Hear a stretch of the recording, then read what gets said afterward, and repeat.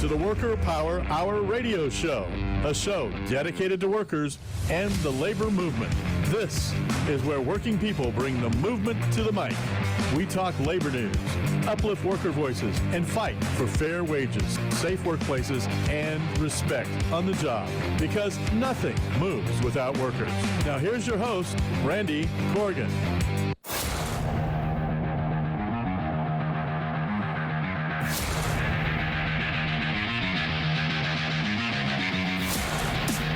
All right, we're back. This is the Worker Power Hour with Randy Corrigan on the Teamsters 1932 Broadcast Network. We were ramping up there at the end of the last hour on a pretty funny subject that was happening in Vegas. Is Kathleen's mic on? Testing. Yep. Oh, yep, it's there. Yeah, and that was so bizarre, but it's like a snapshot of what's happening in today's like, political kind of fake news. You know, just create a narrative sort of space where make something out of nothing. Literally, trying to just. And we watched her go up to multiple people, and she made the mistake of eventually making herself to me, which then I was like, I got this. It's gonna be fun, and I was trying to see. I mean, I think it was one point I said, okay, I've told you 14 times, 15 times, 16 times. Right. How many times you can keep repeating it over and over again. And what you're trying to do is get a different answer and say, oh, that's what I'm looking for. Like, no. And you know, and I forget what conference they had over on the other side. It was another hotel on the other side of the strip. And does anybody remember what that conference was? And so she was like, oh, we were all talking about it, and and like, oh, the CTA was stuffing ballots, like for teachers. some, like they're no. Come on, the teachers are grading papers. Yeah, they're busy. They're overwhelmed. Right? They don't even have time to breathe. On election day, tracking down ballots and stuffing them. Like, oh, we got reports of this. From who? Yeah, from who? A whistleblower. Oh, so it's anonymous. It's not even real. That's right. And, so I had so much fun with her for, I don't know, what was it like for about an hour? Longer than an hour. And I was like, I had the hook out there and kept pulling reeling. I missed it by like 5 minutes. You did. You barely missed it. Dang it. And it's funny because one of the attorneys for the firm happened to be standing there too.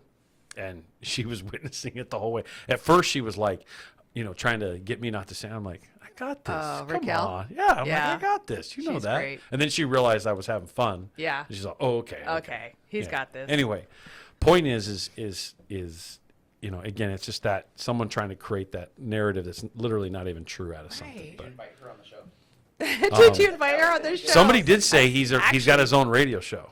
That would be really funny. great, actually. Who was it that said? Somebody said that standing there, like, you need to get her on the show, Randy. And she was like, show? What are you talking about? Oh my God. He has his own radio show, and then, and she was trying to piece together. She couldn't figure out. There was too many things coming at her from different directions. She couldn't figure out who was what and what was what because she clearly didn't do her homework on the Teamsters Union. Right. We were in the middle of our convention. Yeah. We got thousands of Teamsters, at the or that are there at the event. And she's just working her way until she tries to find someone to bite on it. Anyway, it was pretty funny. Insane. So switching gears here, did you know in San Bernardino County, Pioneer Town? I don't know if anybody knows where Pioneer Town is, but Off the 15, right? Nope. No. Up by Yucca Valley. Yep, it's down. It's actually if you go to Big Bear, there's an interesting story. If you go to Big Bear, and you look out from the edge of Big Bear into the desert, you're actually looking right at Pioneer Town. No. Right. It's not like you can get to it from there. Right. But you can see most it. people don't know that there's an edge of Big Bear that's hanging like right on the edge of the desert over the top. You can look over the top of the desert, the high desert. Oh, cool. Yeah, it's nobody because it's just the topography, the way the mountain is, and Pioneer Town is literally right down. You can see it from that edge. Oh my gosh. Yeah, pretty crazy. And so Pioneer Town, I got to open this up, sorry. Dang. Today we obviously had the show like we did, so it's a situation where it's not like I have everything in front of me. It's a 1946 Old West movie set and TV location. take the family and enjoy the Old West in person. There are great restaurants there, from what I understand. I've actually never eaten at the restaurants there. I know I've driven by it, I've seen it, and then there's the Stanfield Marsh Wildlife and Waterfowl Preserve. I had no idea that this was there. In Big Bear, it's the scenic boardwalk bird watching location. I think it's that that big boardwalk wooden, that walks across the top. Yep. You used to go up to Big Bear all the time. All the time. Yep. Used to fish off that when there was water. There's water there right now. Oh, there is. Okay. Yeah, we drove by it last week. Oh, good deal. Yeah, we got up out of the heat. And Nice, we were helping with yes. the camp. Like every There time you we get go. up there, by the way, we get sucked into working on the camp. You know? I know. It's so much fun up there, though. But it's good. Kids, you have to help out. Yep. Absolutely. Yeah, the Stanfield Marsh Wildlife and Waterfowl Preserve is in Big Bear on Big Bear Boulevard, Big Bear Boulevard in Big Bear, and it's a cool place, peaceful location to go hang out and check out. Chaz Kelly, appreciate you Good job, sending Chaz. them to me. He sent them to me at 3:48. I really appreciate you sending them to me 48 minutes into the show. Yeah, that's right. That's right. Matter of fact, when I'm done, we're going to walk out and I'm going to give them. Better late than never. Right, that's true. That's a good point. Better Yep. late than never. So, with that, we get on to the next part of our show. We have another guest here, Sylvia from the County Department of Workers' Compensation Claims Department, right, Sylvia? Yes, hello. Hi. And the reason why we brought you on the show is you went through our training center and then you ended up getting a job at the county. And somebody flagged it to us, and we were like, hey, let's get her on the show and let's talk about that journey, because that's the whole reason for the training center is, kind of creating that awareness. And so, and I apologize for not pronouncing your last name. I didn't want to butcher it. It's Ceres. Sedis. Yes. I can only say it because I heard you say it. That's right. It's like I had a little recording and a repeat going on. Sedis. Ceres. Okay. Yes. All right. Yeah, I was pretty bad on that one when I tried to pronounce it. I would have not have wasn't done it close. correctly. I was nowhere close. So I just said, let her do it. Yeah. So what do you do at the department there, at the Workers' Compensation and Claims Department? So what I do is I'm a claims assistant. So I pretty much assist all the adjusters on the new claims that are incoming. We are processing legal paperwork, contacting the employees, the injured workers, medical offices, and just pretty much doing all the administrative work on the back end, assisting the claim adjusters. Awesome. And the reason why we had you come on the show is you went through the training center, correct? Yes, I did. So, and for those of you who don't know, we have a training center here at the local, so Teamsters 1932 Training Center, and we have a lot of programs where we're interacting with the public, the high schools, and we're training individuals on certain job classifications, and then we're trying to help them get placed, and hopefully they can use the skills and what they're learning in those classes for not only them to get a job in one of the areas, but also to excel at it as a result of that. Our training center has been doing a phenomenal job in the last few years. Becky, who's the executive director there, does an incredible job. As a matter of fact, this last November when we had our career day here, we had over 1,000 students here checking out more than 50 different jobs that were available to them, and they were blown away at the different opportunities that were there, and in recognizing, oh, there's a future there. That's a pretty good job that can turn into a good job. Right. And so Sylvia is one of these success stories that we wanted to just quickly talk about, and we appreciate you coming on the show. Thank you very much. Thank you guys for having me here. And you completed the certified office personnel class, right? Yes, that's correct. I did. So how was that experience? It was a really great experience. I really enjoyed it. I came here not really knowing the purpose of why I was, doing it. I just I saw it at the workforce. It was a free class, offered 6 weeks. And I said, why not, give it a try and kind of just refreshing my skills. I was unemployed at the time. And so I came in here just with an open mind and seeing what, the program was going to offer me and teach me, really. And so I thought it was great. I learned a lot. in that class, I got a lot of the insight. I learned that the county is, a union. That's one thing I didn't know. I learned a lot about Teamsters, what they do and for their employees and, for the community. So it was really nice also to learn it in that aspect. But the program itself, I feel like it offered a lot of skills for us. It prepared us for the job.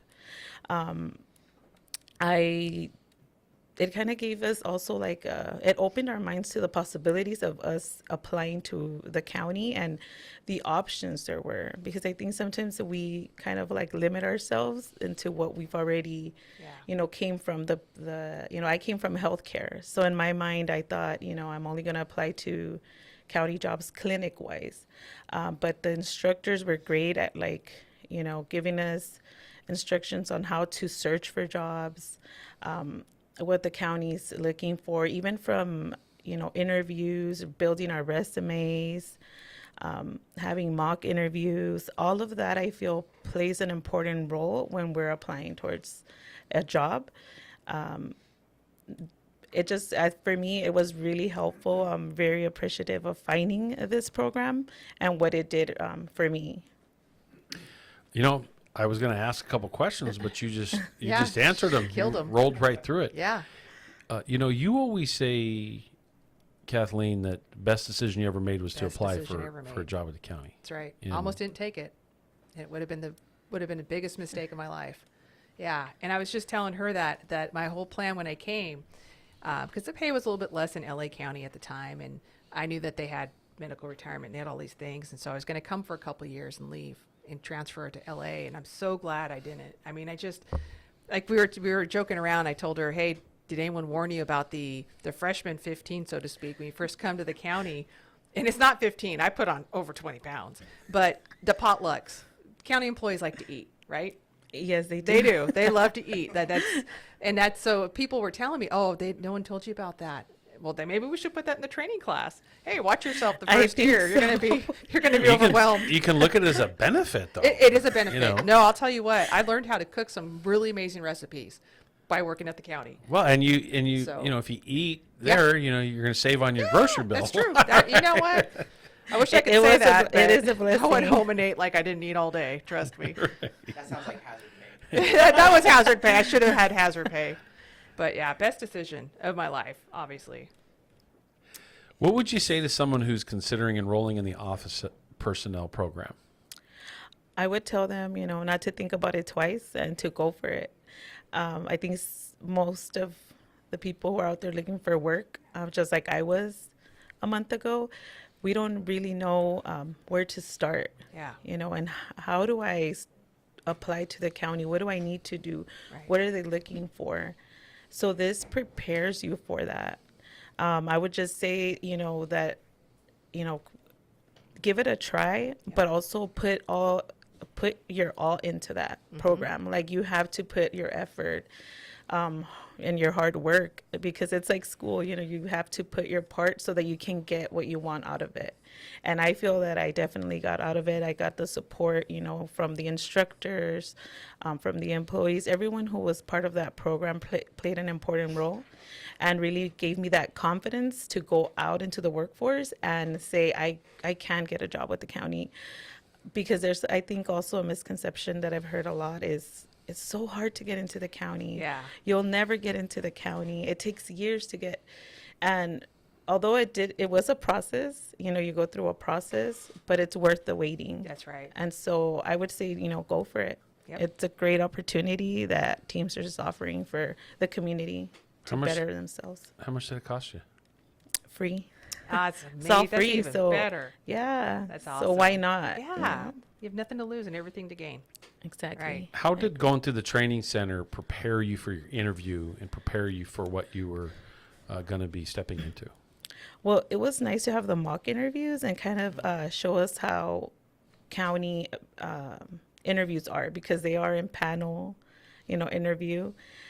They also, tell you even to the dot of where like you get the questions before the interview. That's a process that the county does, where you get the questions and you have 20 minutes to, go over them. And then you go into the interview and you get asked those exact same questions. And it helped me because I did go to a previous interview before this job that I have now, which is also with the county. And so it kind of gave me that confidence, like I already know what I'm walking into. I'm already prepared ahead of time. I already know what to expect at the day of the interview. Also, just, the freedom of speaking and the things you can say. And it's just that confidence, I think. Confidence is a lot when you walk into that door with an interview. For an interview, I'm sorry. Perfect answer. I couldn't ask for anything more. I appreciate that. And this is a success story. This is exactly why we built the program, and this is why we. Ironically, I was in bargaining a week or two ago. I forget when it was, and we were talking about the training center, and I actually got asked a question. Yes, you did. Can you provide us with a success story, or success stories on the progress of the training center so far? Measurable success. Yeah. And you know what we're going to do? We're going to take this clip. That's right. That's right. We're going to play it in the parking. Yes. I think it's great. And that's why I decided to come here. I'm a little nervous right now, but I decided you're doing great. If you're nervous, you're not showing it. Tell. I wanted other people to know the opportunity that's out there, because I'm very grateful for it, and I'm happy at the county. I've been there 4 weeks. I'm going on my 5th week today, and it's been great. The people there are great. I feel welcomed. I feel like prepared. And even here at Teamsters, even after the class, the support you get, from the coordinators, and we're trying to help you and anything you need. And so I thought that was also really nice and helpful, because you do have questions. Yes. So yes, I'm very grateful for it. So yeah, no, it's seeing somebody go through the program, land in the job, then obviously describe the process is a perfect testament to the program that's been built. So shout out to Becky for the person who's in charge of making sure all that stuff works and doesn't turn into a disaster on us trying to put the pieces together. And then also Miguel flagged this from our bargaining committee. Yes. Was the one who said, "Hey, there's this situation." I don't remember how he. Oh, it's Neo. I think it was Neo. It was Neo that he connected, because I think in Neo, when you were talking, you had said, "Oh, I went through the training program and this and that," and then I think he tracked you down or something. And then and kudos to him for kind of like figuring out, training center, it worked, and he was Neo. Then you signed up, and then he followed up to see what that happened next, and that's what being a Teamster is all about. Yeah. So welcome to the Teamster family. Thank you. So anything else that you want to talk about that you learned in that program at the training center? I just want to say, for those who are looking for work, just know that, the Teamsters program is there to support you. In any aspect, if you think you don't have maybe let's say even like a computer, because you think you're not going to be able to type at home, they even offer that. I thought that was great. You can stay after class, you can come on another day, just communicate to us and we'll let you know when those things are accessible. We got the computer room there to help you. Because sometimes those things can stop someone, say I don't know how or who's going to help me after that. Just a very supportive program. Go for it, give it your all, and you can really it could be the beginning of your career. Things that you didn't think you would probably nail down. This program's going to help you do that. So just want to say that great resources and great people, great instructors. You're going to blink speakers. And it's going to be 20 years. I promise. I swear to you, it happens. Yeah. And then you blink again. Yeah. Right? And you're retired. And you're knocking on retirement's door. That's right. So, why do you think these workforce training programs are important to the Inland Empire residents in this area? I think they're important because it helps the community grow. It helps it get better. If you have a job that you love, that you know, that job is also backed up by a union who cares. You work better, you feel better. And just like me today, I came here because I wanted to help others. So why? Because I went through a great experience and I want others to know that as well. I don't want to just keep it to myself. I'm actually 2 years into the Inland Empire, living here in the Inland Empire.